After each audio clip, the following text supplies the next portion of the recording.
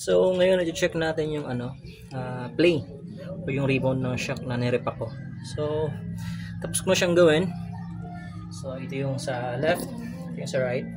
Makikita nyo. So narinis ko na rin siya. So tabi mo muna natin yung sa right. Then naglagay na rin ako ng marker, yung rubber dito. So tingnan natin.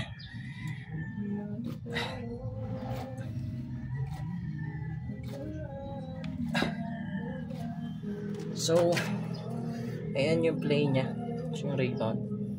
Then try natin yung isa.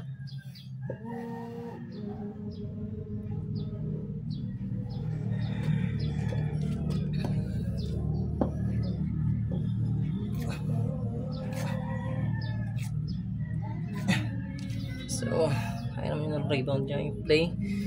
Then yan natin. Yan, kung parehas ba. So makikita nyo, same na yung distance na rebound at play niya. So ikakabit na lang natin to sa motor ko para malaman natin kung may nagbago ba sa performance ng front shock ko after kong i-repack. So yun lang, thank you. Alright, kapagod din. At least nasip ko yung 1.5 ko na labor tsaka parts. So yun lang. Alright.